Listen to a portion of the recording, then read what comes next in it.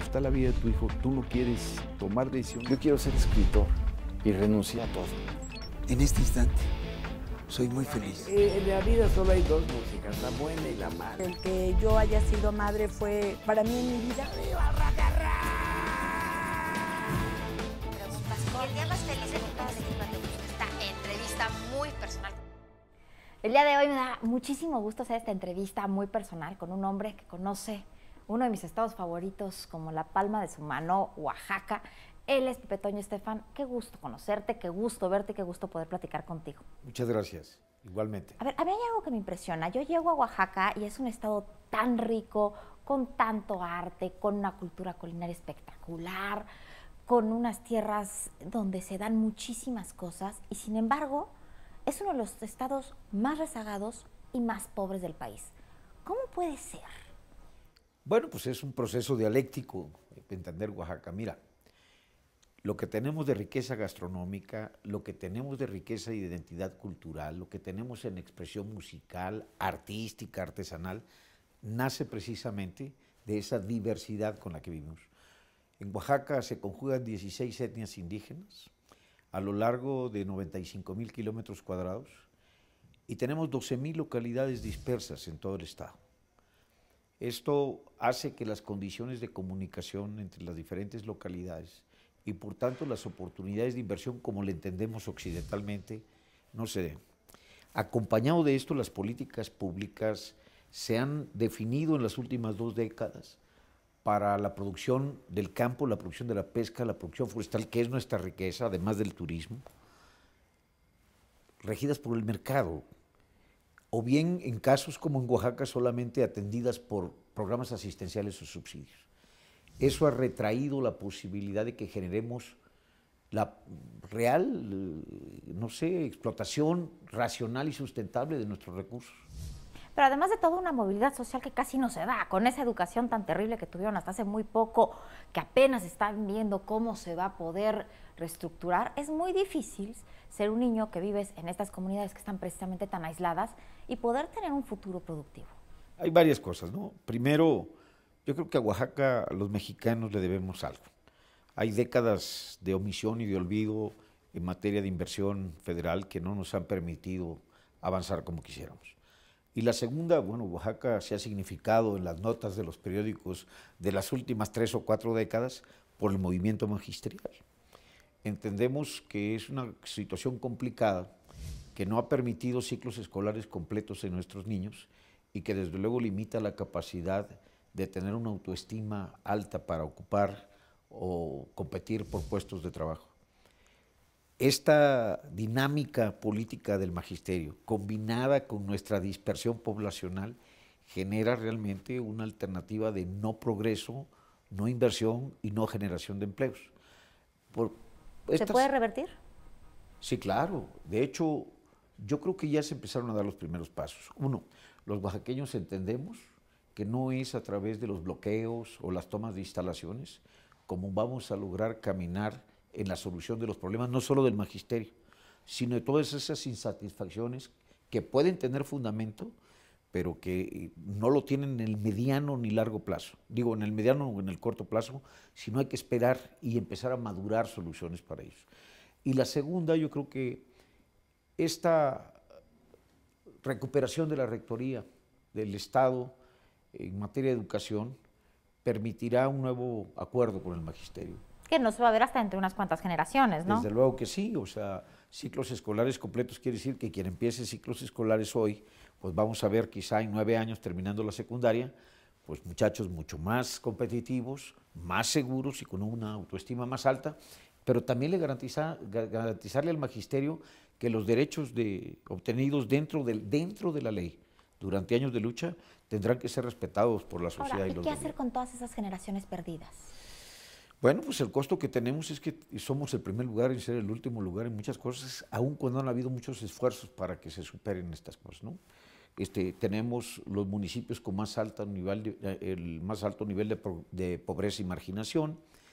Tenemos que enfrentar la recuperación de la infraestructura educativa y de salud, armar un buen atlas de caminos y llevar a cabo los proyectos. Tenemos que revertir todo lo que hemos perdido en tiempo, pero también la desatención del gobierno. Perdón que insista en la desatención del gobierno federal, pero no puede ser que en Oaxaca tengamos 2 kilómetros de carreteras, cuando del centro al norte del país se tienen 100. No tenemos una sola carretera de 4 carriles. No hemos terminado algunas carreteras cuando en el Estado de México, por ejemplo, 500 kilómetros del circuito mexiquense fueron construidos en solo año y medio. Y nosotros tenemos 8 años sin terminar 2 carreteras de 250 kilómetros bajo los mismos criterios y lineamientos de otorgamiento de la licitación. Pero también porque por supuesto que parte de los recursos que se tendrían que destinar a infraestructura se iban para el magisterio y para muchas otras cosas que no servían para nada. Sí, pero en Oaxaca no hemos podido caminar como quisiéramos en virtud de varias cosas. El Estado no ha generado, como te decía, las inversiones y por tanto los ingresos que debíamos tener potestad fiscal del gobierno no son de más de 4.600 millones. A ver, Pepe Toño, vamos a hablar de ti. Sí. Ya hablamos de Oaxaca, ahora vamos a hablar de ti. Tu padre, no, tu abuelo era libanés. No, mi papá. Tu papá era libanés y tu madre lleva, bueno, general, más de Sí. 400 años de generación allá, de generaciones viviendo ya en Oaxaca. Así es, yo soy de Tehuantepec, ahí nací.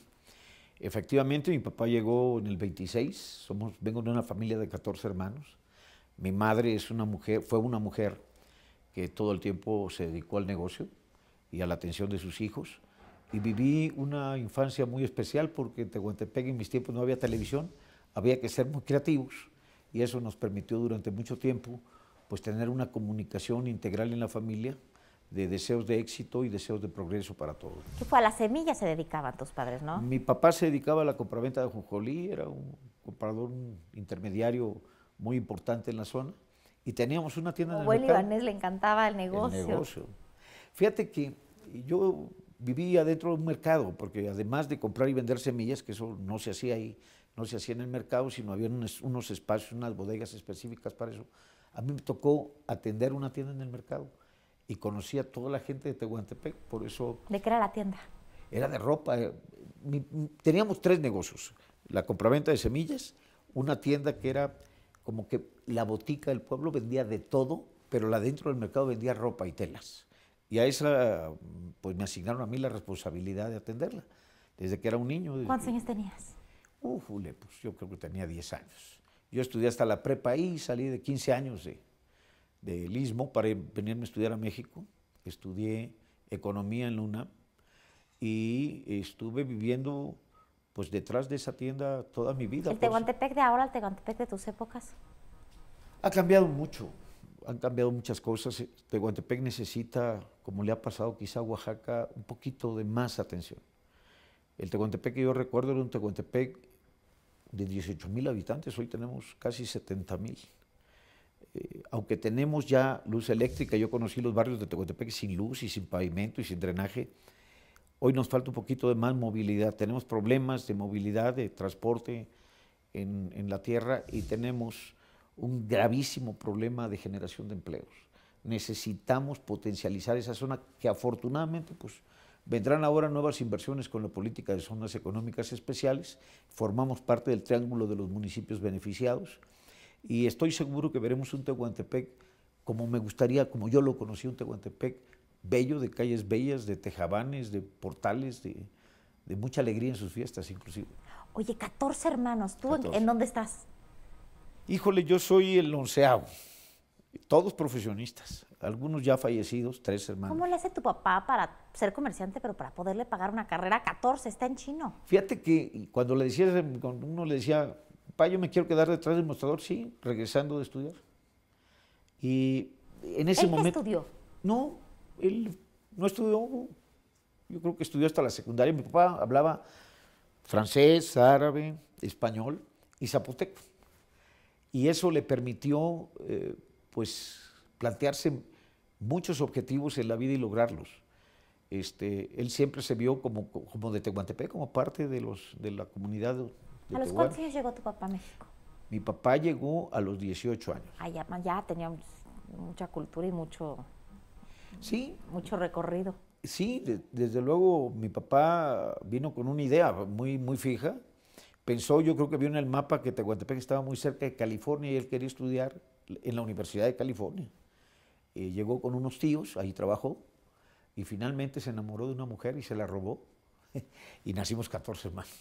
14, imagínate nada más. Oye, y ya llegas a México, empiezas a estudiar en la UNAM, ¿y qué tal te va, en esos años? Fíjate que en ese momento que yo vengo a México, el negocio de mi papá, pues quiebra, porque 69 y 70 fueron años muy malos en términos de las cosechas de ajonjolí, y ya la mitad de los hermanos estaba viviendo o estudiando en México, o algunos inclusive ya casados, y llegamos a México, yo tuve que trabajar y estudiar todo el tiempo.